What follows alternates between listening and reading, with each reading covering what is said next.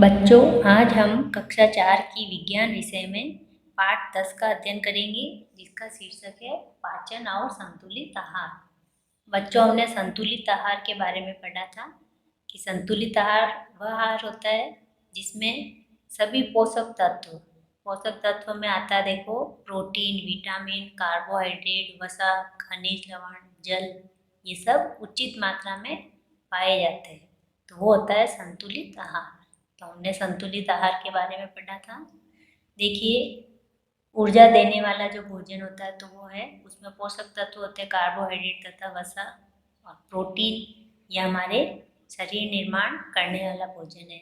और प्रोटीन हमें देखिए किन किन से मिलता है, दूध, दाल, अंडे, मच्छी, इनसे हमें प्रोटीन मिलता है। यहाँ देखिए, ये हमने कल पढ़ा था, ये चीज़, ये दाल है, ये दूध, ये मच्छी और अंडे, इनमें प्रोटीन अधिक मात्रा में पाया जाता है। तो प्रोटीन की हमारे शरीर में पूर्ति करने के लिए हमें इन चीज़ों का सेवन करना चाहिए। फिर वसा जो होता है, ये घी, तेल उसमें, और मांड जो हम चावल पकाते हैं तो उसमें जो गाढ़ा पानी होता है वो होता है मांड। तो ये वसा और मांड है जो हमारे शरीर में त्वचा के नीचे जम जाते हैं। और विटामिन जो है हमारे शरीर की रोगों से रक्षा करता है। तो विटामिन में देखिए कि विटामिन ए की अगर हमारे शरीर में कमी हो जाती है तो हमें रतौंधी नामक रोग होता है, ये हमने कल पढ़ा था। और विटामिन बी है जो हमारी शरीर को स्वस्थ रखता है और त्वचा के लिए आवश्यक होता है। देखिए, यहाँ विटामिन सी, ये विटामिन सी हमें मिलता है नींबू, केला, टमाटर, नारंगी, संतरा जो होता है उनसे। और विटामिन डी दूध, पनीर, चीज़ और सूरज की गर्मी से, ये हमें विटामिन डी मिलता है। आगे देखिए, इसके बाद में हमने पढ़ा था खनिज लवण और जल, कि जल है जो हमारे भोजन को पचाने के लिए आवश्यक है। और फिर पूर्ण भोजन होता है बच्चों दूध हमारा संपूर्ण भोजन होता है। दूध में विटामिन, प्रोटीन, कार्बोहाइड्रेट, खनिज लवण, जल, ये सब उचित मात्रा में पाए जाते हैं। आज हम पढ़ेंगे इसके आगे। तो सब बच्चे देखिए किताब में उंगली रखिए सब बच्चे। बालकों के लिए संतुलित आहार, कि छोटे बालकों के लिए संतुलित आहार क्या होता है। तो 6 से 10 वर्ष की आयु वाले प्रत्येक बालक को प्रतिदिन निम्नलिखित पदार्थ खाने चाहिए। प्रत्येक बालक, हर एक बालक को प्रतिदिन यानी रोजाना जो पदार्थ खाने चाहिए, उसमें देखिए अनाज में आता है बच्चों गेहूँ, मक्की, बाजरा, चावल, जो ये हम खाते हैं। तो प्रतिदिन रोजाना 6 से 10 वर्ष की आयु के बच्चे को 250 ग्राम अनाज का सेवन करना चाहिए। जड़ व तने वाली सब्जियां 50 ग्राम, दालें हमें 70 ग्राम, फल 50 ग्राम, हरे पत्ते वाली सब्जियां 75 ग्राम, दूध 250 ग्राम, ये हमें इतना दूध रोजाना पीना चाहिए 6 से 10 वर्ष की आयु के बच्चों को। वसा 30 ग्राम और चीनी व मिठाइयाँ 50 ग्राम। तो सबसे कम सेवन हमें वसा, घी और तेल जो जिसमें चिकनाई होती है, उनका हमें 6 से 10 वर्ष के जो बच्चे होते हैं उनको वसा का कम उपयोग करना चाहिए। आगे देखिए कच्चा भोजन। अब कच्चा भोजन क्या होता है कि कुछ फल और सब्जी ऐसी होती है बच्चों जिनको हम बिना पकाए खाते हैं। देखिए, इसमें कुछ फल और सब्जियों को पकाने से उनके विटामिन नष्ट हो जाते हैं। ऐसे फल और सब्जियों को हम कच्चा खाते हैं। ये कच्ची अवस्था में अधिक स्वादिष्ट भी लगते हैं। कि फल और सब्जियाँ कुछ ऐसी होती है जिनको पकाने से उनका विटामिन नष्ट हो जाता है, तो इसलिए हम उनको कच्चा खाते हैं और वो कच्चे खाने में बहुत अच्छे लगते हैं। यहाँ कच्चे का अर्थ बिना पकाए, अगले पेज पे आ जाइए, उबाले खाना है, कि बिना पका जो खाना होता है। अधिकांश फल व सब्जियां खट्टे या मीठे होते हैं। कुछ फल या सब्जियों को हम नमक या नींबू लगाकर भी खाते हैं। कच्चा खाए जाने वाले भोजन को धूल व कीटाणुओं से मुक्त करने के लिए उन्हें अच्छी प्रकार से धो लेना चाहिए। कि जिन हम फलों और सब्जियों को कच्चा खाते हैं तो उनको कीटाणुओं से बचाने के लिए उन्हें हमें अच्छी प्रकार से धोकर ही उनको खाना चाहिए। आगे देखिए, सब्जियां जैसे टमाटर, गाजर, मूली, हरे पत्तों वाली सब्जियां विटामिन तथा खनिज लवणों से भरपूर होती है। कि जो सब्जियाँ होती है बच्चों, टमाटर, गाजर, मूली और हरे पत्ते वाली जो सब्जी होती है, तो उनमें विटामिन और खनिज लवण है जो अधिक मात्रा में पाया जाता है, तो हमें इनका सेवन अधिक करना चाहिए। ताजे फल व सब्जियां खाने में बहुत स्वादिष्ट तथा स्वास्थ्य के लिए लाभदायक होते हैं। फल जैसे आम, अमरूद, पपीता, जामुन, बेर एवं आंवला आदि भी विटामिन से भरपूर होते हैं। ये फल होते हैं, फलों में भी विटामिन अधिक मात्रा में पाया जाता है, तो हमारे शरीर में विटामिन की पूर्ति के लिए हमें हरी सब्जियां और फलों का सेवन करना चाहिए।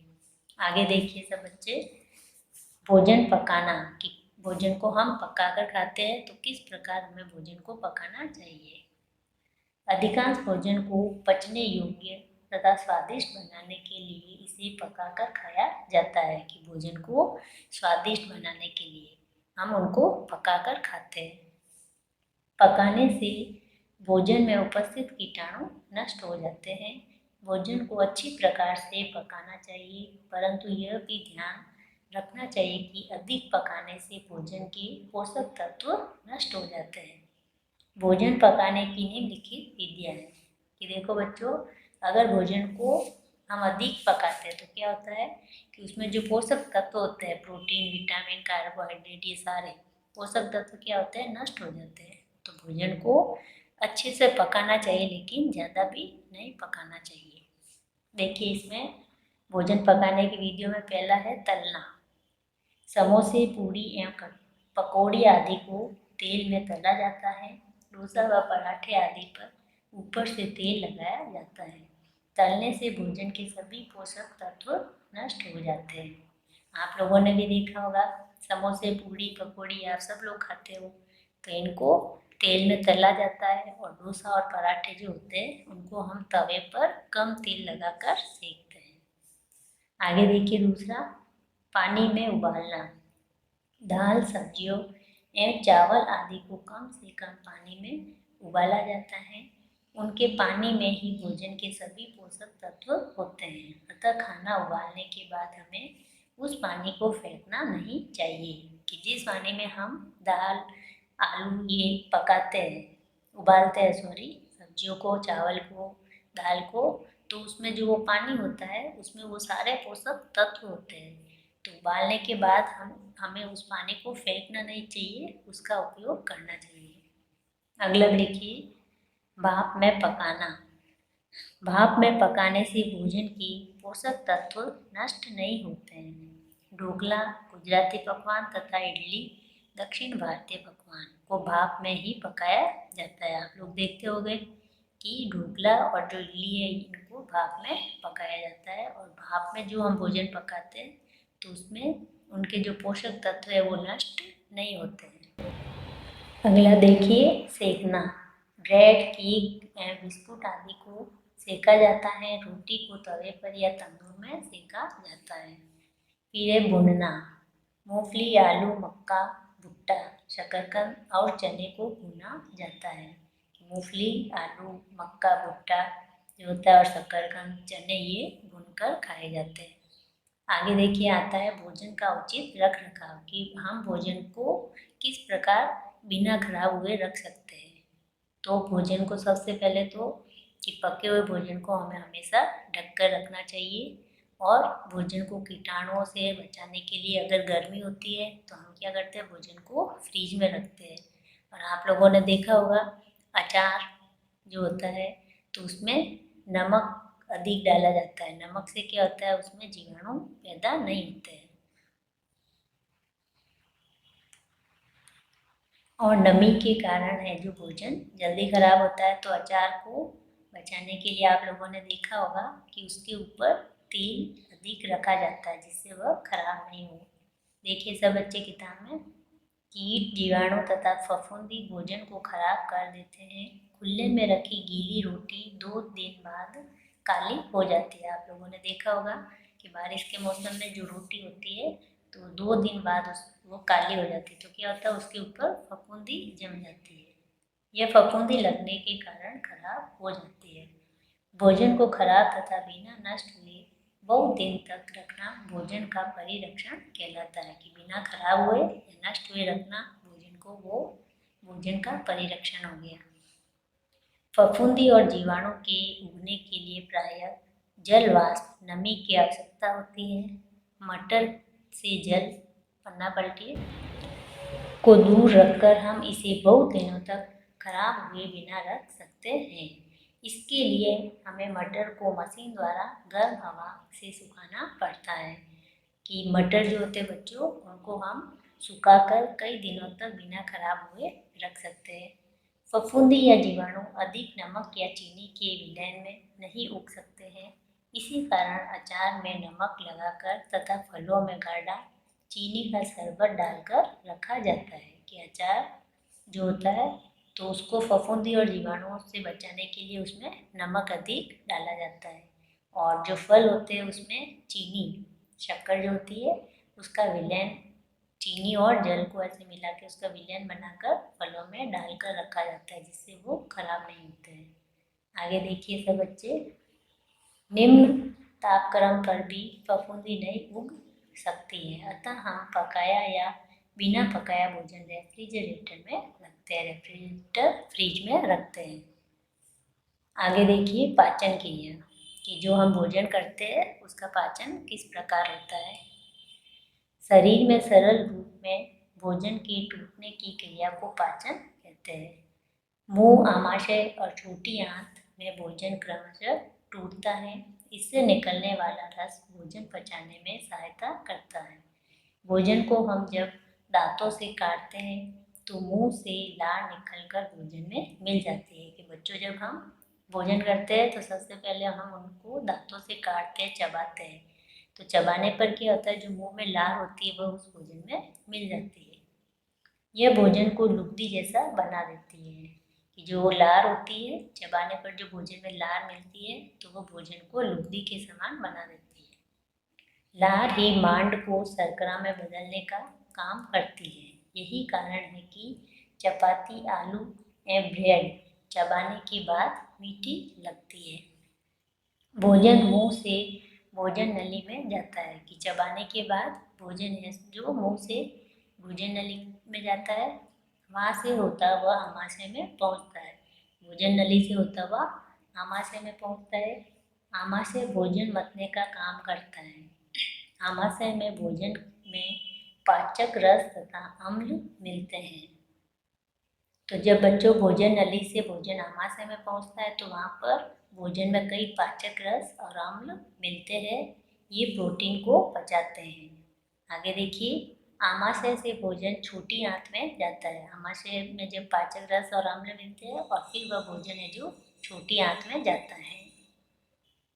इसके मार्ग में अग्नाशय तथा यकृत कुछ पाचक रस भोजन में मिलाते हैं।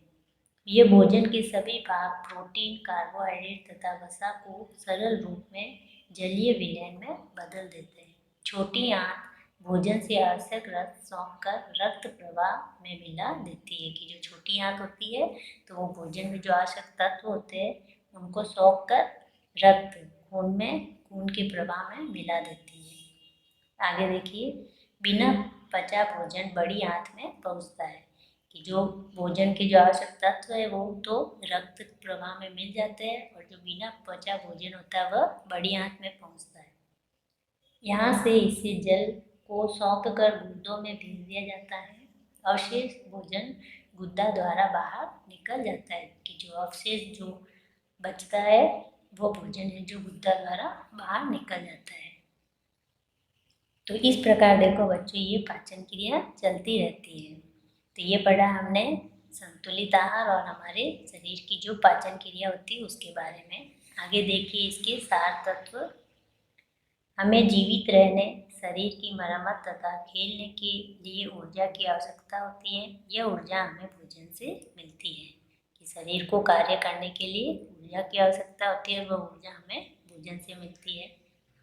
प्रोटीन शरीर का निर्माण करता है। वसा व कार्बोहाइड्रेट ऊर्जा देते हैं। खनिज व विटामिन हमारी रोगों से रक्षा करते हैं। जिस भोजन में सभी पोषक तत्व उचित मात्रा में होते हैं वह संतुलित आहार कहलाता है। रे से भोजन को पाचक संस्थान में आगे लिए जाने में सहायता करते हैं। विटामिन व खनिज लवण के लिए हमें अंकुरित चने, सब्जियां व फल खाने चाहिए। कि विटामिन और खनिज लवण इसके लिए हमें अंकुरित जो चने होते हैं, चनों को भीगने के बाद उसमें जो अंकुरण निकलता है तो उस तरह के वो चने होते हैं वो खाने चाहिए। सब्जियां और फल खाने चाहिए। भोजन के परिरक्षण यानी कि भोजन को खराब होने से बचाने के लिए उसे रेफ्रिजरेटर में रखना अथवा उसमें चीनी या नमक का शरबत मिलाना चाहिए। तो इस प्रकार हम भोजन को बिना खराब हुए बचा सकते हैं। तो ये आज हमारा पाठ यहीं पर समाप्त होता है। आप सब बच्चे वापस से इसको अच्छे से पढ़ेंगे।